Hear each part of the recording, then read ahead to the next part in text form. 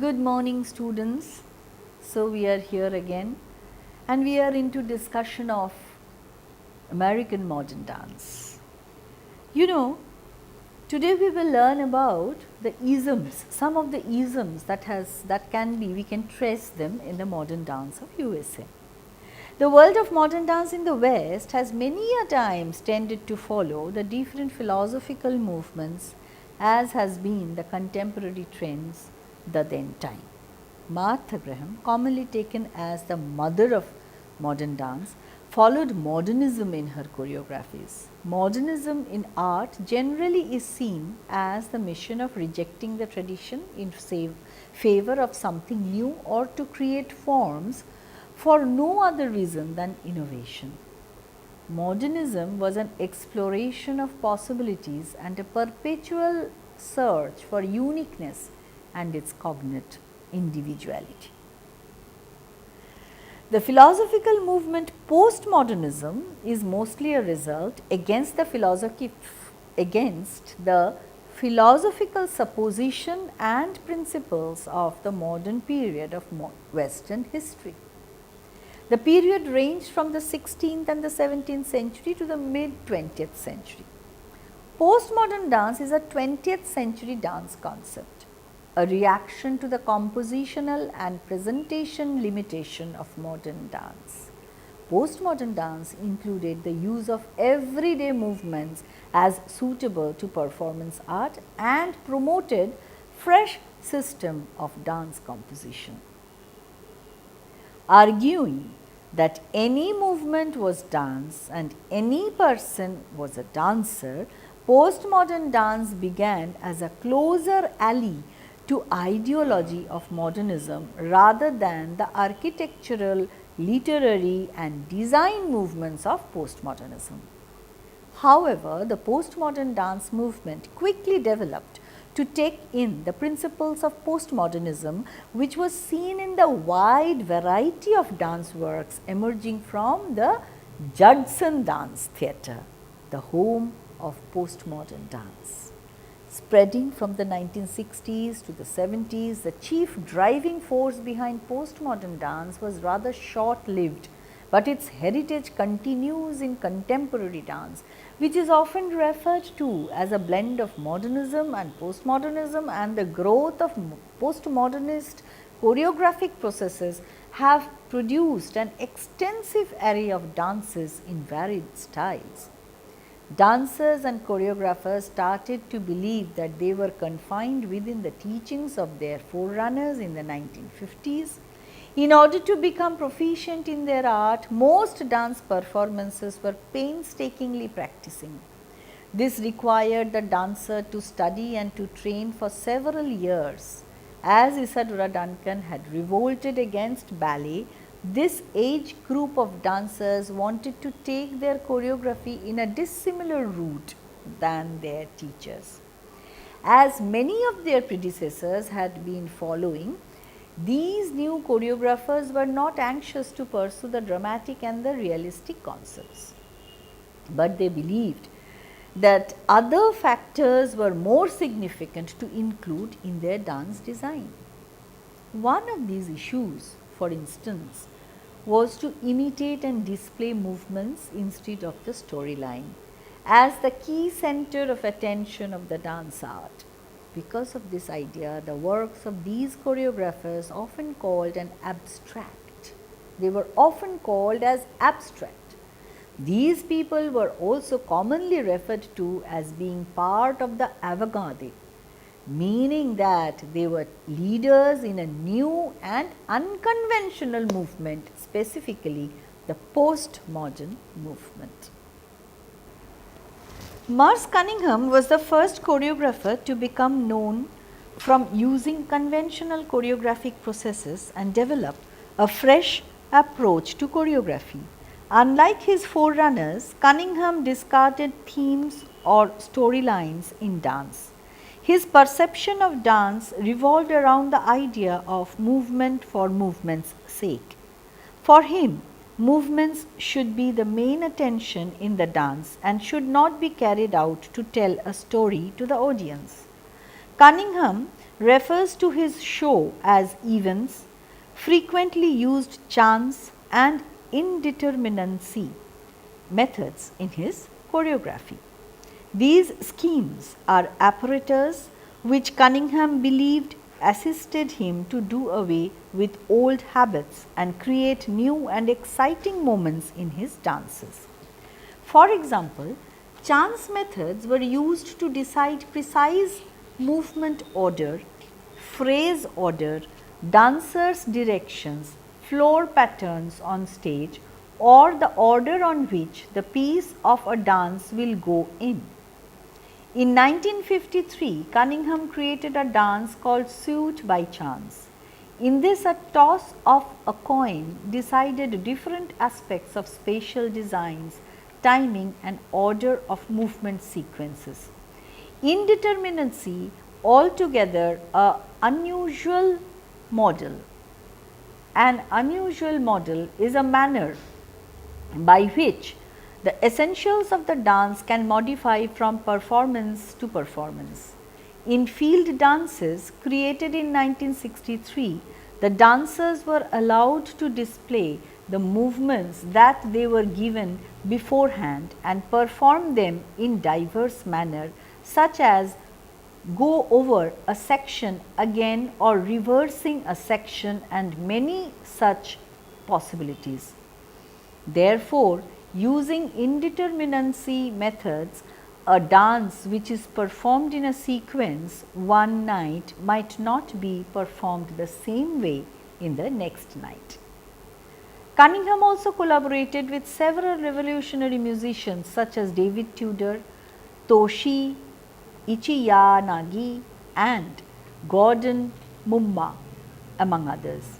His most revered collaborations were with the composer John Cage, who apprehended the same idealistic viewpoint as Cunningham and also used chance and indeterminacy methods in his compositions. Contemporary visual artists like Andy Warhol, Jasper Johns and Robert Rauschenberg created set and designed costumes for numerous productions of Cunningham. Alvin Nicolais, another choreographer who rose up against the contemporary methods of choreography, did not feel that the identity of a person had to be the main focus on stage. Dancers in his work were over and over again presented in costumes that made them look more as objects than humans. For example, Nicolais choreographed a dance called Masks, Props and Mobiles in 1953, in which the dancers in one section appeared totally covered in bags made of materials. These bags were controlled by the dancers from inside. The visual effect was completely novel that the dance audiences had ever seen. Nicolais is also famous for integrating dance, music and design. He regularly crafted his own music, costumes, props and lighting designs for his dances. Nicolais' works were primarily abstract and he believed in the motion, not the emotion. In his early days as a choreographer, many dance critics charged him of dehumanizing the dancers in his works. But Nicolais did not distinguish his work in that manner. He considered that he was serving the audience with a vision of a different knowledge, one that was not apprehensive with human thoughts and passion, but with exquisite and strength of movement. Throughout the 1950s and 60s, the works of Cunningham, Nicolais and others inspired another group of choreographers to generate in an unusual way. During the 1960s and 70s, this new group of postmodern dancers extended the existing boundaries and went even further, just as Cunningham and Nicolais had done. Choreographers such as these new postmoderners wanted to condense dance to its simplest appearance and to observe what dance really was as per their notion. Similar to Cunningham and Nicolais, they too eliminated the idea of theme and storyline. They also eliminated the use of formal technique, instead were examining walking, running, skipping and hopping. which were the basic movements of dance. They began to innovate dances based on these ideas. In order to continue with these thoughts, some of the choreographers even refused to work with trained dancers, so many used inexpert dancers in their works. The early development of the Judson Dance Theatre can be mapped from 1960. During the 1960s and 70s, several choreographers and dancers got themselves attached to the Judson Church in New York, where a performance space was created in the church. These dancers became renowned as the Judson Dance Theatre. The dancers were firm to discard the usual teachings of their earlier masters. Judson Dance Theatre may be called as a reaction against a prevailing dance idea, and in addition possibly a commentary on the times. Musicians, visual artists, writers as well as dancers united and put forward illustrations which were coined as dance. The idea behind modern dance had now become out of time, and the Judson people wanted to articulate an unusual cadence. Gymnasiums, city streets and even rooftops became their performance places. Theatres were not much preferred. These artists based their works mostly on improvisation. Sometimes they also used theatre games and some experimental tools. These performers were regular participants of the organized performance events called happenings. In happenings, participation from audience members in the choreography was a unique feature. This had become popular with avant-garde artists, musicians, writers and dancers. Many of the Judson Dance Theatre members had participated in the happenings and therefore had experiences in spontaneous and collaborative work and looked for different possibility in dance making. One name, a very important name in this, was Robert Ellis Dunn. He started to work compositions, he started to take composition classes at the Cunningham Studio. These classes had a strong source in creativeness and study of the work of art and were very experimental in nature. In 1962, he organized the first event at the Judson Church. Though Judson Dance Theatre gained popularity and created lot of interest among new generation dancers, but the press and the dance critics ignored this trend initially. But in this due course, we find the comment, the experiments and adventures of the Judson Dance Theatre laid the groundwork for a postmodern aesthetics in dance that explained and often challenged the range of purpose, materials, motivations, structures and styles in dance. The Judson Dance Theatre was closed down in 1968. The members now moved along individually. Many of them grouped with each other. One such group was Grand Union. Some new members were also invited to join in this. The Grand Union was a collaborative effort. There was no particular director and all of the members had equality. Everyone was involved in the artistic process of the choreography. Both dance and theatre were the focus of the company, where some of the themes were political, some of them were comical, some were abstract and some literal. But improvisation was the key to the idea. Sally Baines states that the Grand Union is the material and forma, limits of there and by incorporating objects and gestures from everyday life using imagery including sounds from popular culture and making long rambling works in a flexible format with a consistently changing hern of images and meanings. The Judson Dance Theatre and the Grand Union contributed to the dance world with several important dances that were created during their time. A truly admired dance from this time was choreographed by Judson Dance Theatre member Yun Rainer. This dance, entitled Trio A, this was produced in 1966. It encased movements that were reduced to its bare fundamentals. There were no dynamic changes of the movements throughout the dance.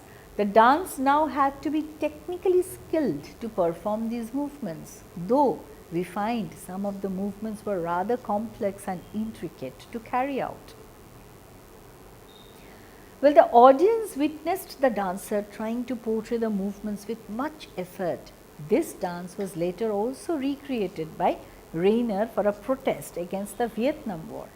In 1967, she renamed the dance Convalescent Dance.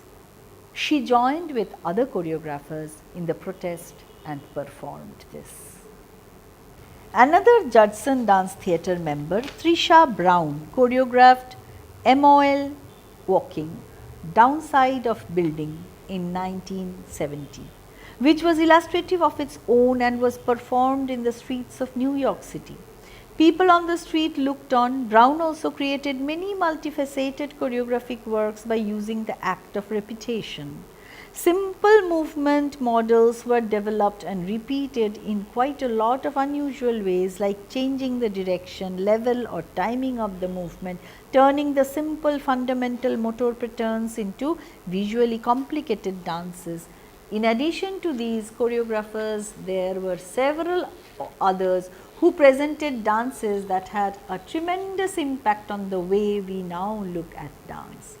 Throughout the 1960s and the 70s, the postmodern choreographers formed works that were a major departure from the work of their forerunners. However, during that same time, there were some choreographers who would not reverse method of execution, subject or storyline, and they were not considered to be postmodern.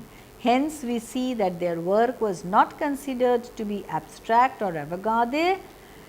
Alvin Ailey was one such choreographer and was concerned with making dances that were easy to get to the general public. He wanted these audiences to experience and be thoroughly satisfied and entertained while they were watching his dances. He was anxious first and foremost with creating works that had an explicit form, contrasting the dances of the Judson Dance Theatre and Grand Union. One of the Ailey's most popular dances is Revelation in 1960s and is performed to Negro spirituals. It is an extremely technical dance that contains theatrical as well as humorous moments. Revelations, seen by many as a celebration, portrays the divine legacy of the Afro-American. It is still performed today by the Ailey Company and is considered to be their signature dance. The other trend in modern dance perceived is minimalism. Minimalism is an instrument used to free yourself of life's surplus in support of centering on what's important so that you can find happiness, fulfillment and freedom. The label minimalist is a useful way of bringing awareness to a basic move towards dance composition. In the dance world, the word is used to identify choreographers who put up dances using only a few carefully selected but intricately developed steps. But although all minimalist dances may replicate a concern for structural precision, they need not appear identical. If we consider some of the dances offered at the Joyce Theatre last season by Lucinda Childs, Laura Dean and Elliot Feld, we can understand this standpoint. Dance number 1 by Lucinda Childs was certainly a minimalist piece, for it was nothing but a study in going back and forth. Yet, as performances by the Lucinda Childs Dance Company revealed, it was far from boring. The 8 dancers in the cast crossed the stage in couples, both dancers usually skipping lightly and the one dancer always slightly upstage of the other. The pleasure of watching the piece was that of seeing the ways childs could vary these basic steps. The skips broadened into low jumps. Then the dancers occasionally tilted their bodies. They also changed directions, whereas they sometimes moved from right to left. At other times, they went from left to right, and a couple going in one direction occasionally intersected the path of a couple going the opposite way. Such movements can have an almost ceremonial dignity, a quality Childs has highlighted in her choreography. In her choreography Calyx, we see this. Like many of her works, it qualified thoroughly prearranged skips and hops, but they were performed with such enthusiasm that Calyx looks like a nature ceremony, an idea made stronger by Tadashi Kawamata's flower-like sculptural setting. The Season at the Joyce by the Laura Dean dancers and musicians accentuated the ways in which Laura uses space. In Skylight, she treated space as an open field waiting to be claimed. The curtain rose upon an empty stage, then one by one, 6 dancers entered, as if staking out territory for themselves. In contrast, the 6 dancers in Laura's Timpani were already on stage at the start of the piece. At times, however, these dancers appeared to exit in tension with their space, and their repeated sequences of spinning lips and nervous drumming gestures suggested that they were ready to burst loose from their spatial confines. Because they never did, Timpani seemed both orderly and filled with energy. Laura's fondness for spins, lips and drumming gestures made parts of Magnetic resemble a continuation of Timpani. Yet in Magnetic, Laura showed greater concern for clusters of dancers than she did in Timpani. At times, the dancers moved as a single unit, then the unit would break apart only to reassemble in some new formation. One striking episode contrasted a group of dancers leaping vigorously downstage with another group sewing at the back of the stage. Like Lucinda Childs, Laura Dean can contrast marvels out of simple choreographic materials. Perhaps the most surprising choreographer to be included among the minimalists was Mr. Feld, a balletic eclectic. He has worked in a multitude of styles. However, in recent years, he has experimented with minimalism, choreographing strictly patterned works in which dancers interact with objects. In Bent Plains, the choreography explored ways of climbing up and sliding down a set of inclined surfaces. The gathering momentum of the Grand Canyon caused the dancers to rush up the sides of triangular constructions. Similarly, in Medium Rare, a solo, James Sewell, also rushed up the sides of a construction and bounded on a small trampoline as well. Although these pieces are well crafted, some dance goers have found them gimmicky because of their use of special equipments. Mr. Feld, from succumbing to the temptation of rambling choreographically as he has occasionally done in some of his ballets, moreover his interest in minimalism has certainly contributed to the spare power of Skara Brae. The new work offered this past spring by the Fled Ballet that proved to be one of Fled's most interesting creations in the seasons. Although the title refers to the name of a Neolithic settlement in the Orkney Islands and the accompaniment is traditional Irish, Scottish and Breton music, Feld has made no attempt to show with anthropological accuracy how ancient Gaelic people might have danced. His choreography, however, does possess a bluntness that suggests that these dances are the sort people living among stones would perform. No one could confuse the dances of Childs, Dean and Feld. Yet, at least some of their works do show the influence of minimalism. At the same time, the fact that each of these dances is effective in its own particular way suggests that minimalism need not restrict the choreographic imagination.